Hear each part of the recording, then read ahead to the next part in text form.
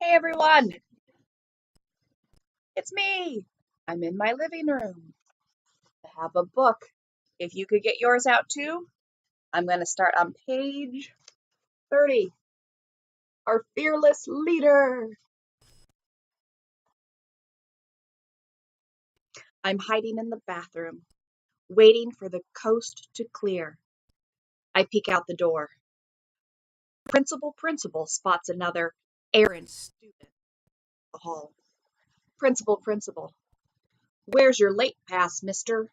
Errant student. I'm on my way to get one now. Principal, but you can't be in the hall without a pass. Errant student, I know. I'm so upset. That's why I need to hurry. Principal pauses with a look on his face like Daffy Duck's when Bugs is pulling a fast one. Principal, well, hurry up then and get that pass. Errant student races down the hall, waving and smiling. Principal walks the other way, replaying the conversation in his mind, trying to figure out what went wrong. I ponder this and laugh. Phys Ed. Gym should be illegal. It is humiliating. My gym locker is the closest to the door, which means I have to change my clothes in a bathroom stall. Heather from Ohio has the locker next to mine. She wears her gym clothes under her regular clothes. After gym, she changes out of her shorts, but always leaves an undershirt on. It makes me worry about the girls in Ohio. Do they all have to wear undershirts? The only other girl I know in gym is Nicole. In our old clan, we had never been close. She almost said something to me when school started, but instead looked down and retucked her Nikes. Nicole has a full-length locker in a discreet, fresh-smelling alcove because she's on the soccer team. She doesn't mind changing her clothes in public. She even changes bras, wearing one sports bra to regular class and another to gym class. Never blushes or turns to hide herself, just changes her clothes. Must be a jock thing. If you're that strong, you don't care if people make comments about your boobs or rear end. It's late September and we're starting our field hockey unit. Field hockey is a mud sport played only on wet, cloudy days when it feels like snow. Who dreamed up this one? Nicole is unstoppable at field hockey. She motors down the field so fast she creates a wake of flowing mud that washes over anyone who gets in her way. She does something with her wrist, then the ball is in the goal. She smiles and jogs back to the center circle. Nicole can do anything. A ball and a whistle. Basketball, softball, lacrosse, football, soccer, rugby, anything. And she makes it look easy. Boys watch her to learn how to play better. It doesn't hurt that she's cute. She chipped her tooth this past summer at some kind of jock camp. Makes her look even cuter. The gym teachers have a special place in their heart for Nicole. She shows potential.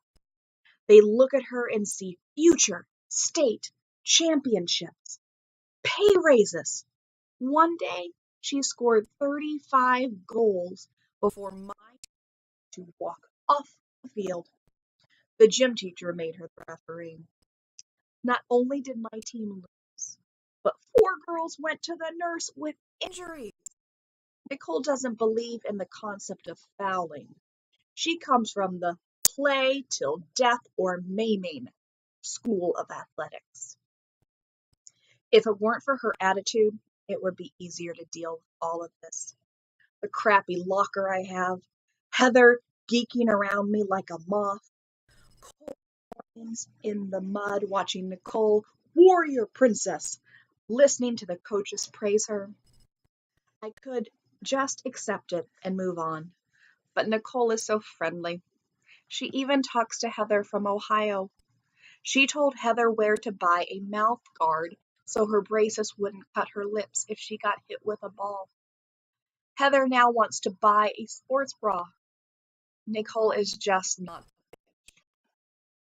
So much easier to hate her if she were.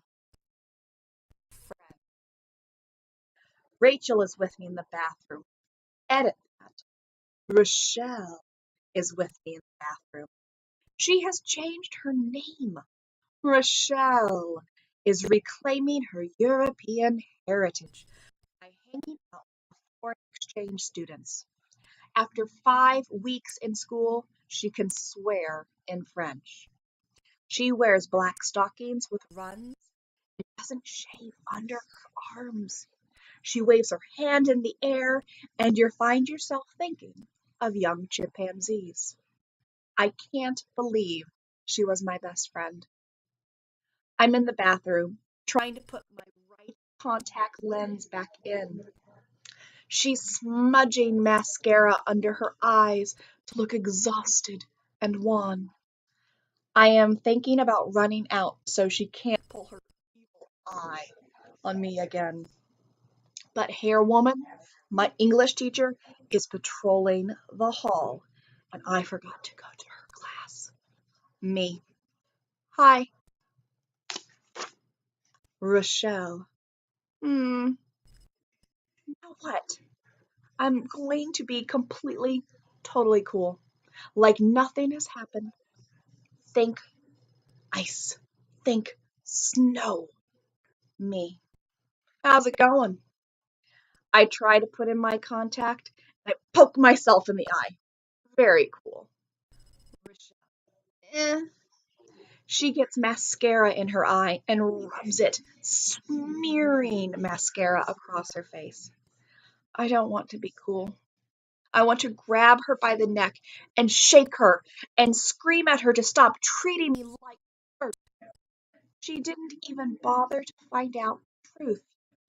What kind of friend is that? My contact folds in half. Under my eyelid, tears well in my right eye. Ouch! Shell snorts, stands back from the mirror, turns her head from side to side to admire the black mess that looks like goo across her cheekbones. Pummel. She puts a candy cigarette between her lips. Rochelle wants desperately to smoke. She has asthma. She has started a new thing, unheard of in ninth grade. Candy cigarettes. Students love it. Next thing you know, she'll be drinking black coffee and reading books without pictures. An exchange student flushes and comes to the stall. This one looks like a supermodel with a name like Greta or Ingrid. Is America the only country with dumpy teenagers? She says something foreign, and Rochelle laughs. Right, like she understood. Me. Rochelle blows a candy cigarette smoke ring at my face, blows me off. I have been dropped like a hot Pop-Tart on a cold kitchen floor. Rochelle and Greta Ingrid glide out of the bathroom. Neither one of them has toilet paper stuck on her boots. Where is the justice? I need a new friend. I need a friend, period. Not a true friend. Nothing close, or share clothes, or giggle, giggle, yak, yak. Just a pseudo friend, disposable friend. A friend as accessory, just so I don't feel and look so stupid. My journal entry for the day: exchange students are ruining our country. Heathering. As we ride home on Heather's bike, bully me into joining a club. She has a plan. She wants to join 5 clubs, one for every day of is choosing the clubs that have the right people. Latin Club is out of the question, as is bowling. Heather actually likes bowling. It was a big thing in her old school, but she has seen our bowling lanes, and she can tell that no right person would set their foot in there. When we get to Heather's house, her mother meets us at the door. She wants to hear all about our day, how long we've lived in town, and ask little sideways questions about my parents so she can figure out if I'm the kind of friend she wants for her daughter. I don't mind. I think it's nice that she cares. We can't go into Heather's room because the decorators aren't finished. Armed with a bowl of orange popcorn and diet sodas, we retreat to the basement. The decorators finished at first. You can hardly tell it's a basement. It's covered in carpeting nicer than we have in our living room. A monster TV glows in the corner, and there's a pool table and exercise equipment. It doesn't even smell like a basement. Heather hops on the treadmill and resumes scheming.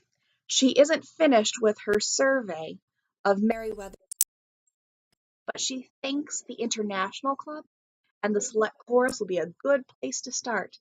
Maybe we can try out for the musical. I turn on the television and eat her pop. Heather, what should we do? What do you want to join? Maybe we should tutor at the elementary school. She increases the speed of the treadmill. What about your friends from last year? Do you know Nicole? But she does all those sports, doesn't she?